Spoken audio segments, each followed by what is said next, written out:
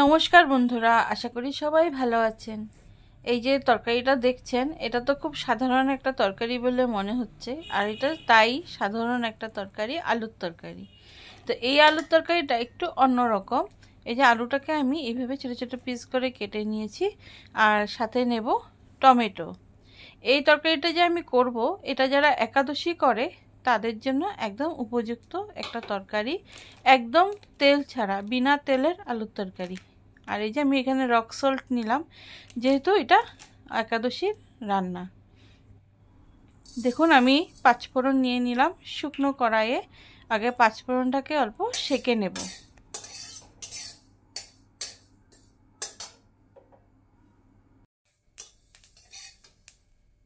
আমি পাঁচফোড়নের সাথে একটু সর্ষাও দিয়ে দিই। দেখুন কেমন টুপটাপ করে ফুটছে, সর্ষার স্মেলটা কিন্তু খুব ভালো লাগে। এই যে এখন আমি এটাকে গুঁড়ো করে নিব, পাঁচফোড়নটাকে, সেঁকা পাঁচফোড়নটাকে গুঁড়ো করে তারপরে আমি একটা সাইডে রেখে দেব।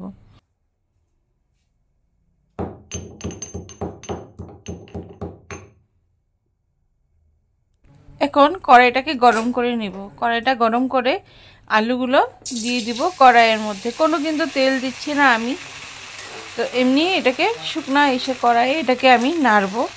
আর একদম ম্যাজিক কি জানেন, এটা একদম কিন্তু কড়াইয়ের গায়ে লেগে ধরে না, আর খুব সুন্দর করে এটা সেদ্ধও হয়ে যায়। এই যে আমি এটাকে শুকনায় এরকম তেল ছাড়াই এটাকে নেড়ে নিচ্ছি। আর এটা একাদশীতে আমার শাশুড়ি মা যখন মারা গেছিলেন, তখন আমার কর্তামশাই একাদশী করতো, তখন আমি এই তরকারিটাই করে দিতাম আমার কর্তামশাইকে রাত্রবেলায়। তো এই তরকারিটা ও খেত, খুব পছন্দও করে ওই তরকারিটা। তো আমি একটু রক সল্ট দিয়ে দিলাম, সন্দক লবণ দিয়ে আমি এটাকে বেশ কিছুক্ষণ আবার নাড়াচাড়া করব লবণের সাথে।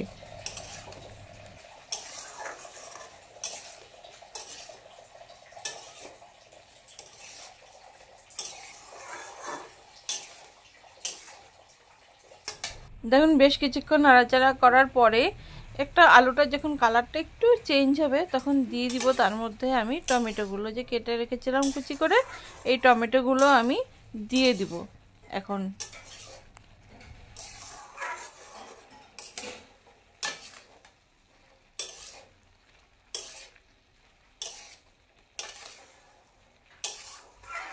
আলু আর টমেটোটা আমি বেশ কিছুক্ষণ নাড়াচাড়া করতে লাগবে।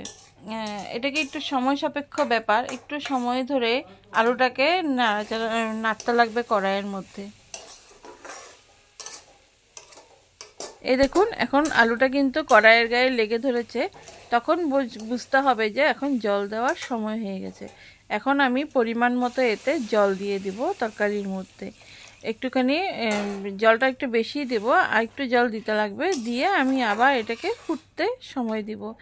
আর এটা খেতে যা স্বাদ হয় না, যারা একাদশী করে তাদের জন্য কিন্তু এটা খুব একটা উপযুক্ত একটা রান্না। আপনারাও করে দেখবেন, খাবেন। এই ধরনের তেল ছাড়া আলুর তরকারি, আর খুব হেলদি তরকারি, কোনো মশলা নেই এর মধ্যে। এই যে এখন আমি ঢেকে দিব আলুটা সেদ্ধ হওয়ার জন্য। ঢেকে ঢেকে রান্না করলে আলুটা আরও তাড়াতাড়ি সেদ্ধ হয়ে যায়। তো এই যে দেখুন, অনেকটা কিন্তু ফুটে গেছে জলটা। তো আমি এখন এটাকে এইভাবেই রান্না করতে থাকবো।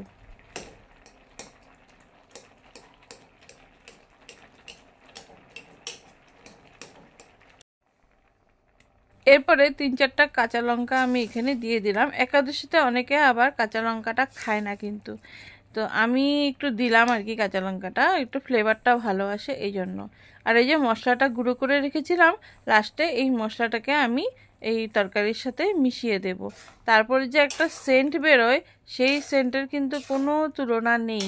মানে আলুর তরকারি কেউ বুঝবেই না এটা আমি তেল ছাড়া রান্না করেছি।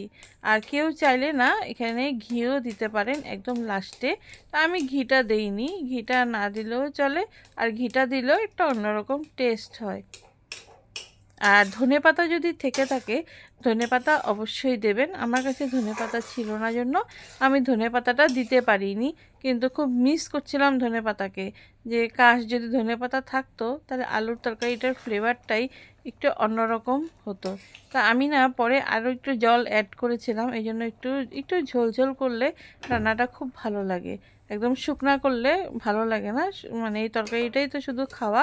আবার রান্না কমপ্লিট, আমি গ্যাস অফ করে আবার একটুক্ষণ এটাকে ঢেকে রাখবো।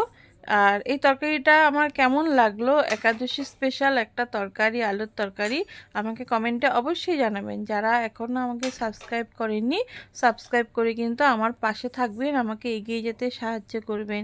আর সবাই কিন্তু আমার পুরো ভিডিওটা প্লিজ ওয়াচ করবেন। আর খুব ভালো লাগবে যদি আপনারা জানান যে এই তরকারিটা কেমন লাগলো। এই যে আমি পরিবেশন করে দিলাম রুটির সাথে তরকারি, এই তরকারি আর রুটি দিয়ে রাতের খাবার আমাদের কমপ্লিট। তো খুবই স্বাদ হয়েছিল, একবার আপনারা ট্রাই করে দেখবেন, আপনাদেরও কিন্তু খুব ভালো লাগবে এই তরকারিটা। এটা আমি আপনাদের একদম ওয়ার্ড দিলাম। Thank you.